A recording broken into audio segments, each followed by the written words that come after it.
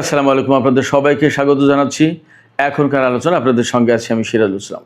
দর্শক, ইরানে একটি ভূমিকম্প হয়েছে, 5 মাত্রার ভূমিকম্প, এবং এই ভূমিকম্প নিয়ে ভিন্ন কিছু জল্পনা ছড়িয়েছে।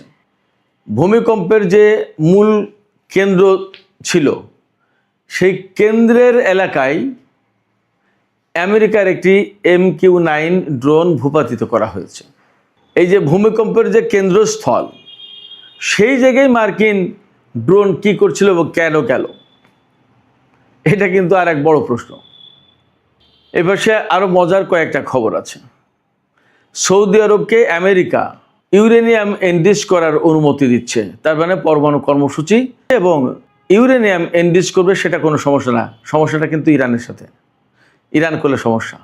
এবার সে কুয়েত এবং দুবাই বিমানবন্দরে মানুষের হাজার হাজার মানুষের ভিড়, এই দুই দেশ ছেড়ে মানুষ পালাতে চায়। আরেকটা খবর হচ্ছে, আমি শুধু শিরোনাম বলছি, আরেকটা খবর হচ্ছে ইরানের দ্বারা কবিন একটা পরমাণু বিদ্যুৎ কেন্দ্র নির্মাণাধীন, সেই বিদ্যুৎ কেন্দ্রের নির্মাণের জায়গায় হামলা চালিয়েছে আমেরিকা। আর সর্বশেষ যে খবর, গুরুত্বপূর্ণ খবর দিই, সেটি হচ্ছে কাতার, জর্দান, সৌদি আরব বা কুয়েত, এই সমস্ত জায়গায় আমেরিকার যে রিফুয়েলিং ট্যাঙ্কার ছিল, যুদ্ধের সময় যুদ্ধ বিমানগুলোকে আকাশেই যে তেল ভরে দেওয়ার ব্যবস্থা, জ্বালানি সরবরাহ করা হয়, সেই রিফুয়েলিং ট্যাঙ্কারগুলো এইসব দেশ থেকে সরিয়ে ইসরায়েলের বেন গুরিয়ন বিমানবন্দরে নেওয়া হয়েছে। প্রশ্ন হচ্ছে, কেন এই সমস্ত বিমান ইসরায়েলের বেন গুরিয়ন বিমানবন্দরে নেওয়া হলো? সুপ্রিয় দর্শক, এই প্রত্যেকটা বিষয় বললাম, এইগুলো নিয়ে আমি এখন ভিডিওতে বিস্তারিত আলোচনা করার চেষ্টা করব। আশা করি আপনারা শেষ পর্যন্ত সঙ্গে থাকবেন। আর ভিডিও ভালো লাগলে লাইক, কমেন্ট, শেয়ার করবেন প্লিজ, এবং চ্যানেলটি সাবস্ক্রাইব করে সাথেই থাকবেন। দর্শক, আমরা প্রথম আলোচনা যেটা দিয়ে করতে চাই, সেটি হচ্ছে সৌদি আরবকে আমেরিকা পরমাণু কর্মসূচি পরিচালনার অনুমতি আগেই দিয়েছে, ভেতরে গোপনে গোপনে। ট্রাম্প আগেরবার যখন ক্ষমতা এসেছে তখনই দিয়েছে। আর এখন ইউরেনিয়াম সমৃদ্ধ এনরিচ করার সুযোগ দিচ্ছে, অধিকার দিচ্ছে আমেরিকা সৌদি আরবকে। এটা নিয়ে কোনো সমস্যা নেই মার্কিন প্রশাসনের। কারণ হচ্ছে, ওই যে আমি বলি, মার্কিন প্রশাসনের অনুমতি নিয়ে আপনি কাজ করছেন, তারপরে তার সাথে আপনি সম্পর্ক রেখে তার স্বার্থ হাসিল করে দিয়ে আপনি যা খুশি করেন, কোনো সমস্যা নেই। অর্থাৎ তার স্বার্থটা 16 আনা বজায় থাকলে হলো। ইরান যখন পরমাণু কর্মসূচি শুরু করেছিল, তখন কিন্তু আমেরিকার সাথে সম্পর্ক ভালো ছিল, বিপ্লবের আগের গল্প।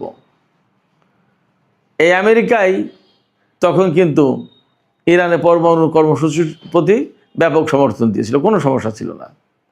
যখন বিপ্লব হয়ে গেল এবং যখন আমেরিকার সাথে সম্পর্ক কাটা হলো, তখন কিন্তু ইরানের পরমাণু কর্মসূচি আমেরিকার নিষেধাজ্ঞার উপরে পড়ল। মার্কিন নিষেধাজ্ঞার কবলে পড়ার কারণেই অনেক জটিলতা তৈরি করলো, এবং এখনও পর্যন্ত আমরা সেই জটিলতা নিয়েই বিশ্ববাসী অনেকটা নাজেহাল অবস্থায় আছি। কেন বলছি বিশ্ববাসী নাজেহাল অবস্থায় আছি? আজকে এই পরমাণু কর্মসূচিকে কেন্দ্র করেই আমেরিকা এবং ইসরায়েলের হামলার শিকার হয়েছে ইরান, এবং সেই হামলার পরে ইরান যখন পাল্টা শুরু করেছে, তখন বৃহত্তর একটা যুদ্ধ লেগে গেল। হরমুজ প্রণালী বন্ধ হলো, সারা বিশ্বে ক্রাইসিস পড়লো, আমরা বাংলাদেশের মানুষও ক্রাইসিসে পড়ে গেলাম। তাহলে পরিস্থিতি কি? যাই হোক, সৌদি আরব পরমাণু কর্মসূচি পরিচালনা করছে বা করবে, তাদের হয়তো তেল গ্যাসের পাশাপাশি পরমাণু বিদ্যুৎ লাগবে। ভালো, এখন পরমাণু বিদ্যুৎ তৈরির জন্য ইউরেনিয়াম এনরিচ করতে হয়, সেও ঠিক আছে, কিন্তু সেটা কত মাত্রায় এবং কোন পর্যায়ে যাবে এবং কী কাজে লাগাবে, সেটা কিন্তু পরিষ্কার পরিচ্ছন্ন আলোচনা, ব্যাখ্যা থাকতে হবে। তা না হলে আরও জটিলতা তৈরি হবে। সৌদি আরব যখন এই পরমাণু কর্মসূচি পরিচালনা করতে যাচ্ছে, ইউরেনিয়াম সমৃদ্ধ করতে যাচ্ছে, তখন আরেকটা দিকে বিশ্ববাসীর বিশেষ নজর থাকবে যে মধ্যপ্রাচ্যে কি পরমাণু কর্মসূচি বা পরমাণু অস্ত্রের প্রতিযোগিতা বেড়ে যাচ্ছে কিনা, বা পরমাণু অস্ত্রের প্রতিযোগিতা শুরু হবে কিনা।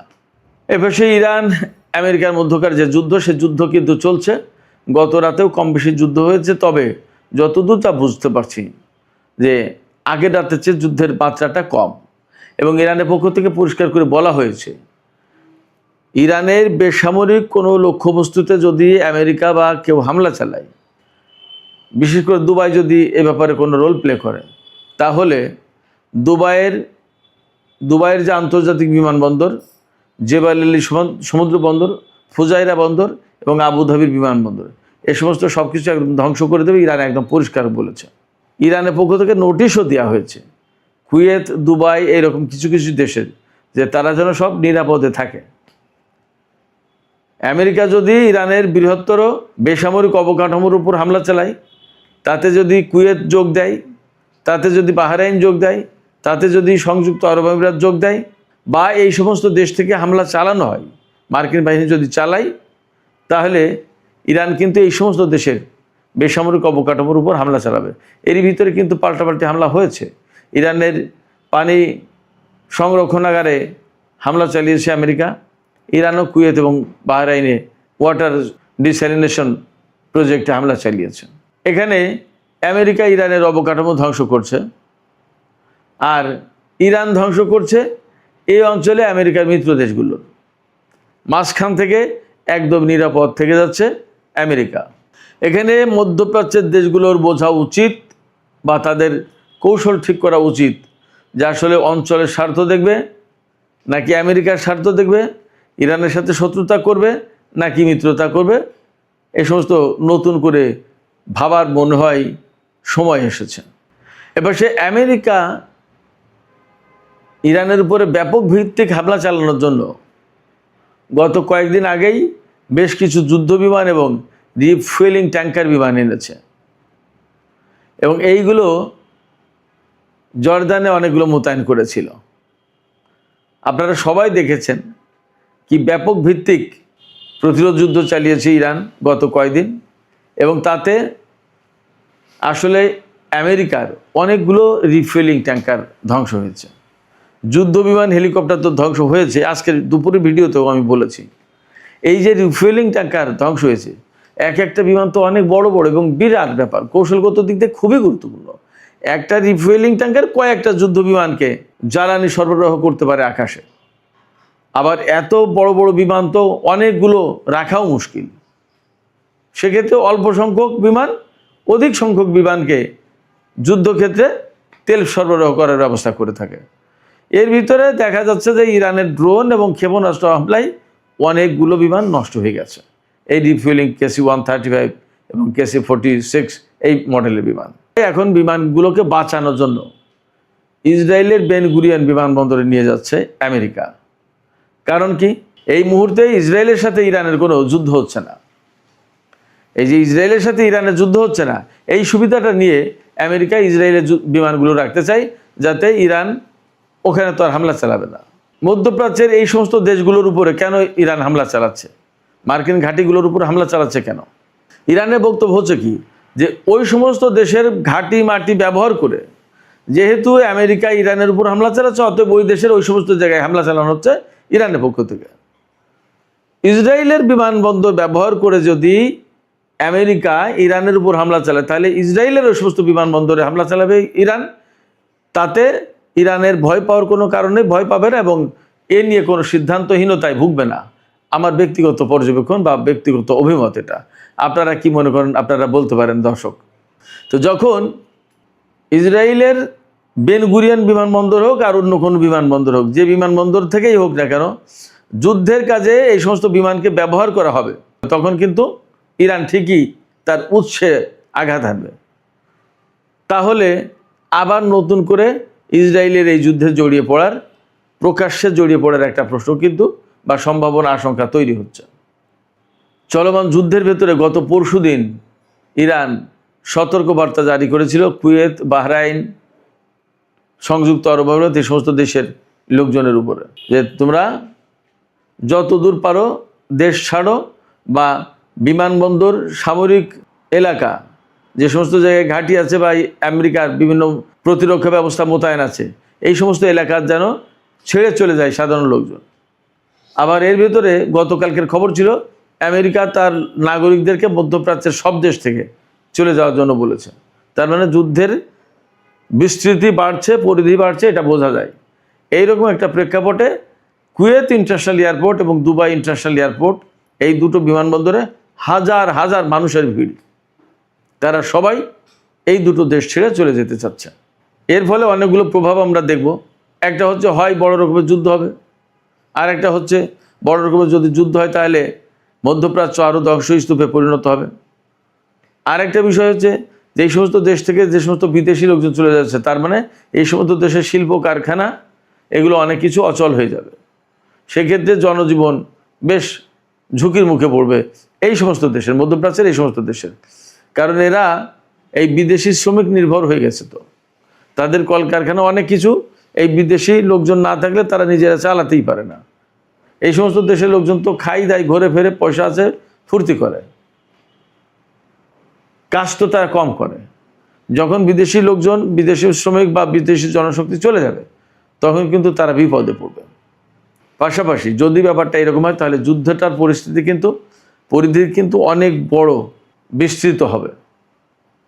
এই প্রেক্ষাপটে নতুন করে প্রশ্ন আসছে যে আসলে মধ্যপ্রাচ্যের সামনে কি হচ্ছে, কি ঘটতে যাচ্ছে?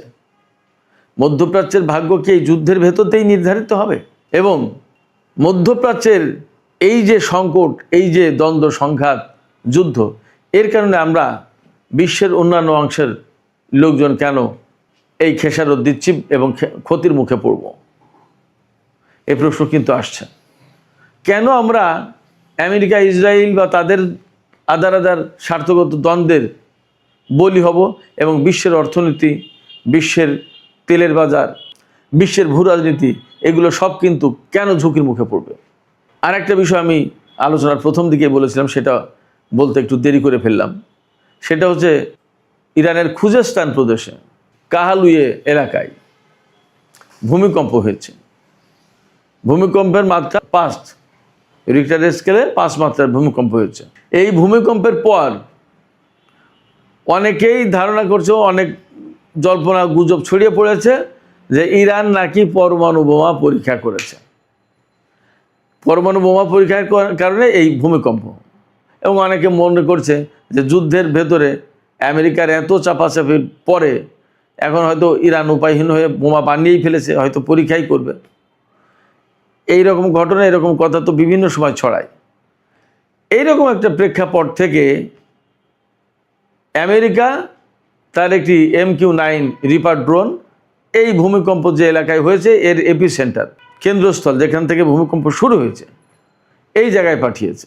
সেখানে ভূমিকম্প হলেও ইরান কিন্তু তার মাজিদ যে ক্ষেপণাস্ত্র প্রতিরক্ষা ব্যবস্থা নতুন, এই ক্ষেপণাস্ত্র প্রতিরক্ষা ব্যবস্থা ব্যবহার করে আমেরিকার ওই ড্রোন ধ্বংস করেছে, ভূপাতিত করেছে।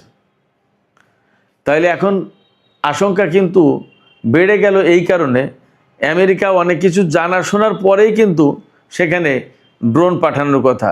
ওই ড্রোন দিয়ে হয়তো তথ্য সংগ্রহ করার চেষ্টা করছিল যে আসলে কি হয়েছে, সেটাকে তো ধ্বংস করে দিল ইরান। আসলে কি হয়েছে? ইরান কি পরমাণু পরীক্ষা চালিয়েছে নাকি চালায়নি আমরা জানি না। তবে যদি চালিয়েই থাকে তাহলে নিশ্চয়ই ঘোষণা আসবে এবং আমরা হয়তো জানতে পারবো পরে আসলে কি হচ্ছে, কি হলো, সেটা জানার আমরা অপেক্ষায় থাকলাম। সুপ্রিয় দর্শক, আলোচনা এখানেই শেষ করতে চাই। আলোচনা শেষের আগে আপনাদের কাছে আমি জানতে চাই, আমার প্রশ্ন আপনাদের কাছে, যে আপনারা কি মনে করছেন, আসলে কি ইরান পরমাণু বোমার পরীক্ষা চালালো? আর সৌদি আরব যদি ইউরেনিয়াম এনরিচ করতে পারে, সমৃদ্ধ করতে পারে, তাহলে ইরান কেন পারবে না? এটা কি কোনো যুক্তির কথা? আপনাদের মতামত জানাতে পারেন কমেন্টে। আর ভিডিও ভালো লাগলে আবারও বলি, লাইক, কমেন্ট, শেয়ার করবেন এবং চ্যানেলটি সাবস্ক্রাইব করে সাথেই থাকবেন।